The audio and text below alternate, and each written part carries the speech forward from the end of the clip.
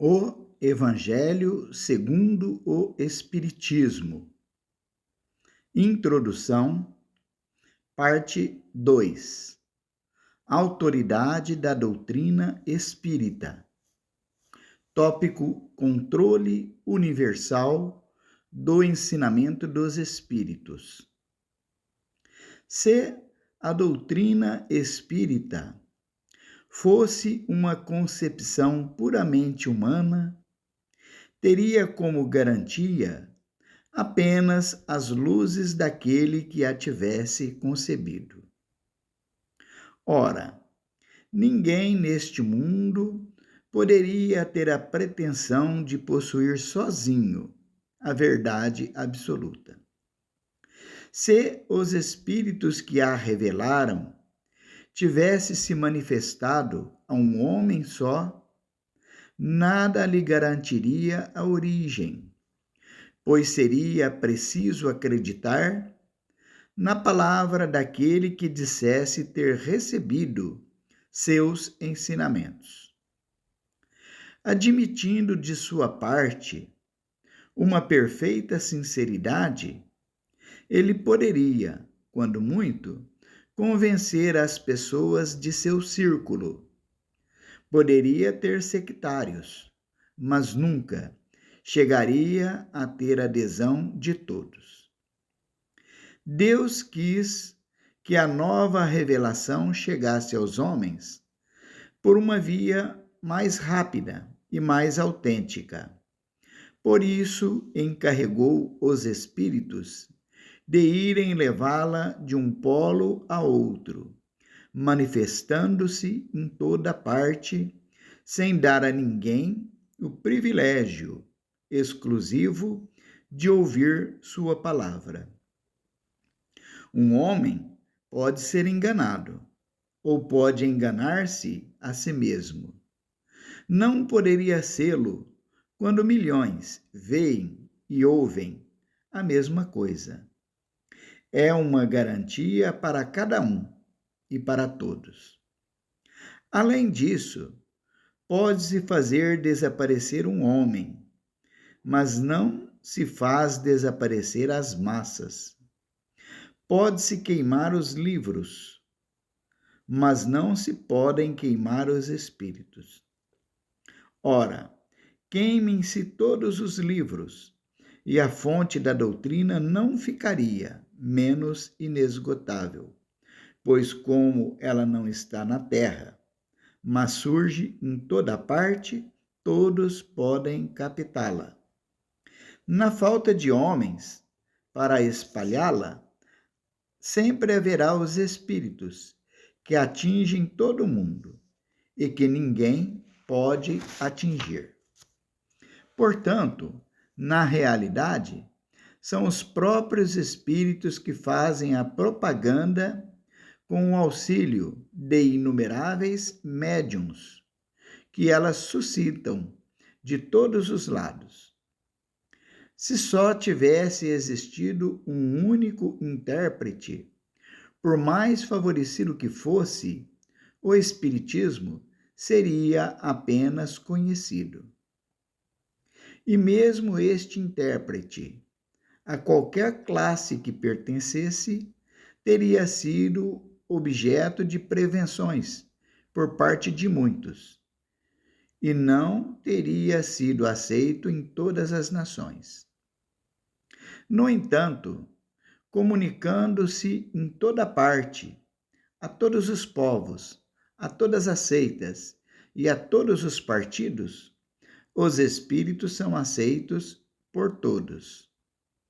O espiritismo não tem nacionalidade, escapa a qualquer culto particular e não é imposto por nenhuma classe da sociedade, já que todos podem receber instruções de seus parentes e amigos de além-túmulo.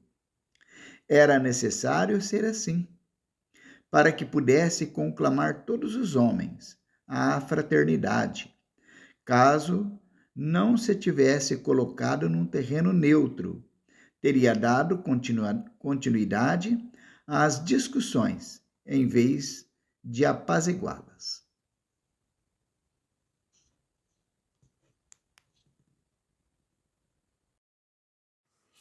O princípio da concordância é também uma garantia contra as alterações que, em proveito próprio, pretendesse introduzir no Espiritismo as seitas que dele quisesse apoderar-se, acomodando-o à sua vontade. Quem quer que tentasse desviá-lo do seu objetivo providencial fracassaria, pela razão muito simples de que os espíritos, em virtude da universalidade de seus ensinos, farão cair por terra qualquer modificação que se afaste da verdade. De tudo isso, ressalta uma verdade capital, a de que aquele que quisesse opor-se à corrente de ideias estabelecida e sancionada poderia certamente causar uma pequena perturbação local e momentânea, nunca, porém, dominar o conjunto, mesmo no presente e menos ainda no futuro. Também ressalta que as instruções dadas pelos espíritos sobre os pontos ainda não elucidados da doutrina não constituirão lei, enquanto essas instruções permanecerem isoladas, que elas não devem, por conseguinte, ser aceitas, senão sob todas as reservas e a título de informação. Daí a necessidade da maior prudência em dar-lhes publicidade, e caso se julgue conveniente publicá-las, só devem ser apresentadas como opiniões individuais, mais ou menos prováveis, mas necessitando em todos os casos de confirmação. É essa confirmação que se deve aguardar, antes de apresentar um princípio como verdade absoluta, a menos que se queira ser acusado de leviandade ou de credulidade irrefletida. Os espíritos superiores procedem em suas revelações com extrema sabedoria. Não abordam as grandes questões da doutrina, senão gradualmente, à medida que a inteligência está apta a compreender verdades de ordem mais elevada e quando as circunstâncias são propícias à emissão de uma ideia nova. É por isso que eles não disseram tudo desde o começo e ainda não o disseram até hoje, jamais cedendo à impaciência de pessoas muito apressadas que querem colher os frutos antes que amadureçam. Seria, pois, supérfluo querer avançar o tempo designado a cada coisa pela providência, porque, então, os espíritos realmente sérios negariam o seu concurso. Os princípios acima não resultam de uma teoria pessoal, são a consequência obrigatória das condições em que os espíritos se manifestam. É evidente que se um espírito diz uma coisa num lugar, enquanto milhões de outros dizem o contrário em outro lugar, a presunção de verdade não pode estar com aquele que é o único ou quase o único a ter opinião. Ora, pretender alguém ter razão contra todos seria tão ilógico da parte de um espírito quanto da parte dos homens. Os espíritos verdadeiramente sábios, se não se sentem suficientemente esclarecidos sobre uma questão, nunca a resolvem de modo absoluto. Declaram que apenas a tratam do seu ponto de vista e aconselha que se aguarde a confirmação. Por grande, justa e bela que seja uma ideia, é impossível que congregue desde o início todas as opiniões. Os conflitos que daí decorrem são consequência inevitável do movimento que se opera. Eles são mesmo necessários para maior realce da verdade e convém que se produzam desde logo, para que as ideias falsas prontamente sejam postas de lado. Os espíritas que alimentarem quaisquer temores a esse respeito podem, portanto, ficar perfeitamente tranquilos. Todas as pretensões isoladas cairão pela força das coisas, diante do grande e poderoso critério do controle universal. Não será a opinião de um homem que se aliarão os outros, mas a voz unânime dos espíritos. Não será um homem, nem nós, nem qualquer outro que fundará a ortodoxia espírita. Tampouco será um espírito que vem impor-se a quem quer que seja. Será a universalidade dos espíritos que se comunicam em toda a terra, por ordem de Deus. Esse, o caráter essencial da doutrina espírita, essa sua força, a sua autoridade. Quis Deus que a sua lei se assentasse em base inabalável, e foi por isso que não lhe deu por fundamento a cabeça frágil de um só. Diante de tão poderoso Areópago, que não conhece manobras nem rivalidades ciosas, nem seitas, nem nações, é que virão quebrar-se todas as oposições, todas as ambições, todas as pretensões à supremacia individual. É que nos quebraríamos nós mesmos se quiséssemos substituir os seus decretos soberanos pelas nossas próprias ideias. Só ele decidirá todas as questões litigiosas, imporá silêncio às dissidências e dará razão a quem a tenha. Diante desse imponente acordo de todas as vozes do céu, que pode a opinião de um homem ou de um espírito, menos do que a gota d'água que se perde no oceano, menos do que a voz da criança que a tempestade abafa. A opinião universal, eis o juiz supremo, o que se pronuncia em última instância. Ela se forma de todas as opiniões individuais. Se uma destas é verdadeira, apenas tem na balança o seu peso relativo. Se é falsa, não pode prevalecer sobre todas as demais. Nesse imenso concurso, as individualidades se apagam, o que constitui novo insucesso para o orgulho humano. O conjunto harmonioso já se esboça. Esse século não passará sem que ele resplandeça em todo o seu brilho, de modo a dissipar todas as incertezas, porque daqui até lá, potentes vozes terão recebido a missão de se fazerem ouvir para congregar os homens sob a mesma bandeira, uma vez que o campo se ache suficientemente lavrado.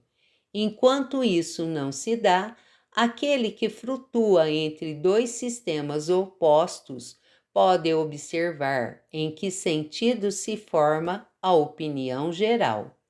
É o indício certo do sentido em que se pronuncia a maioria dos espíritos, nos diversos pontos em que se comunicam, e um sinal não menos certo de qual dos dois sistemas prevalecerá.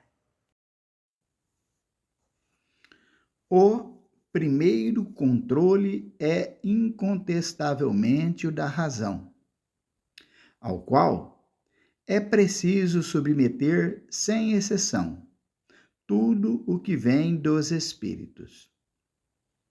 Toda teoria em contradição manifesta com o bom senso, com uma lógica rigorosa e com os dados positivos que se possui, mesmo que seja assinada por qualquer nome respeitável, deve ser rejeitada.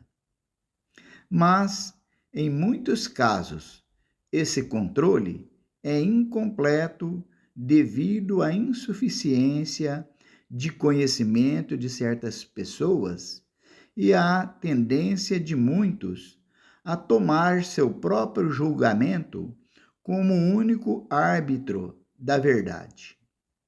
Em semelhante caso, o que fazem os homens que não têm uma confiança absoluta em si mesmos? Tomam o conselho do maior número, e a opinião da maioria é o seu guia. Assim deve ser o controle em relação ao ensinamento dos Espíritos, que nos fornecem, eles mesmos, os meios de fazê-lo. A concordância no ensinamento dos Espíritos é, portanto, o melhor controle, mas ainda é preciso que ocorra sob certas condições. A menos seguras de todas é quando o próprio médium interroga vários espíritos sobre um ponto duvidoso.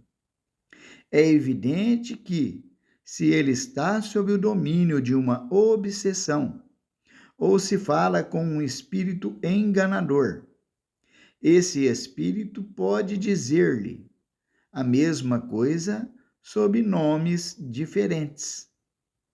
Também não há garantia suficiente na conformidade que se obtém através de médiuns de um mesmo centro, pois eles podem estar sofrendo a mesma influência. A única garantia séria do ensinamento dos Espíritos está na concordância entre as revelações feitas espontaneamente através de um grande número de médiuns estranhos uns aos outros e de regiões diversas.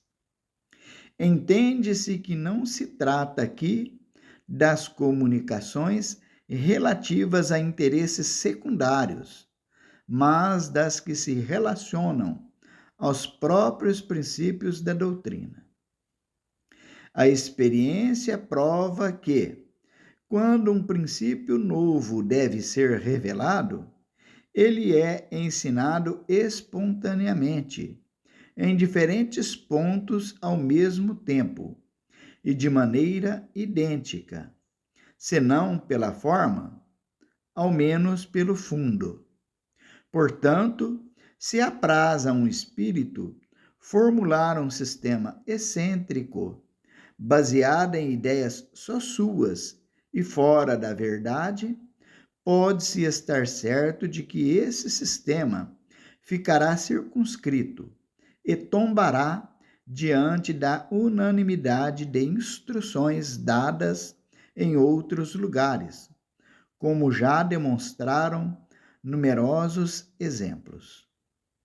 É essa unanimidade que faz cair todos os sistemas parciais surgidos na origem do Espiritismo, quando cada um explicava os fenômenos à sua maneira, antes de se conhecer as leis que regem as relações do mundo visível e do mundo invisível. Tal é a base sobre a qual nos apoiamos quando formulamos um princípio da doutrina. Não é por estar de acordo com nossas ideias que o damos como verdadeiro.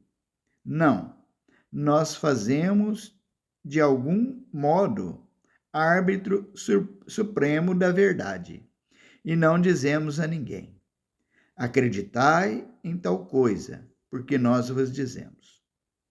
Nossa opinião não é, aos nossos próprios olhos, mais que uma opinião pessoal, que pode ser justa ou falsa, porque não somos mais infalíveis que os outros. Além disso, não é porque um princípio tenha sido ensinado para nós que o consideraremos a verdade, mas porque recebeu a sanção da concordância. De nossa posição, recebendo comunicações de cerca de 1.000 centros espíritas sérios, espalhados pelos diversos pontos do globo, somos capazes de ver os princípios sobre os quais essa concordância se estabelece. Essa observação nos guiou até hoje e também nos guiará nos novos campos que o Espiritismo é chamado a explorar. Assim, estudando atentamente as comunicações vindas de diversos lados, tanto da França quanto do estrangeiro, reconhecemos, pela natureza toda especial das revelações, a tendência de se entrar num novo caminho. É chegado o momento de dar um passo à frente. Essas revelações, feitas às vezes através de palavras veladas, frequentemente têm passado despercebidas por muitos dos que as têm obtido. Outros creem-se os únicos a possuí-las. Tomadas isoladamente, seriam para nós sem valor. Só a coincidência lhes confere gravidade. Depois, quando for chegado o momento de trazê-las a público, divulgando-as, cada um se lembrará de ter recebido instruções no mesmo sentido. É esse movimento geral que observamos, que estudamos, com a assistência de nossos guias espirituais, e que nos ajuda a julgar as ocasiões em que devemos fazer algo ou nos abster. Esse controle universal é uma garantia para a unidade futura do Espiritismo e anulará todas as teorias contraditórias. No futuro, procurar-se-á nele o critério da verdade. O que fez o êxito da doutrina, formulada em O Livro dos Espíritos e em O Livro dos Médiuns, é que, por toda parte, todos puderam receber diretamente dos Espíritos a confirmação do que os livros encerram. Se os Espíritos viessem de todas as partes contradizê-los, esses livros teriam sofrido há muito tempo o destino de todas as concepções fantásticas. Nem o apoio da imprensa os teria salvo do naufrágio. Ao passo que, mesmo privados desse apoio, não trilharam menos rapidamente o caminho, pois tiveram o apoio dos Espíritos, cuja boa vontade compensou e superou a má vontade dos homens. Assim, ocorrerá a todas as ideias que, emanando dos Espíritos ou dos homens, não puderem suportar a prova desse controle, cujo poder ninguém poderá contestar. Suponhamos, então, que agradasse a certos espíritos ditar sob um título qualquer um livro em sentido contrário. Suponhamos mesmo que, com uma intenção hostil e com vistas a desacreditar a doutrina, a malevolência suscitasse comunicações apócrifas. Que influência podem ter esses escritos se eles são desmentidos por todos os lados pelos espíritos? É preciso assegurar-se da adesão desses antes de lançar um sistema em seu nome. Do sistema de um só espírito ao sistema de todos, há a distância da unidade para o infinito. O que podem todos os argumentos dos detratores sobre a opinião das massas, quando milhões de vozes amigas, partidas do espaço, vêm de todos os cantos do universo e no seio de cada família, atacá-las tenazmente? Em relação a isso, a experiência já não confirmou a teoria? Em que se transformariam todas aquelas publicações que deveriam pretensamente aniquilar o Espiritismo? Qual é a que ao menos lhe deteve a marcha? Até hoje não se tinha encarado a questão sob esse ponto de vista, um dos mais graves, incontestavelmente. Cada um contou consigo, mas sem contar com os espíritos.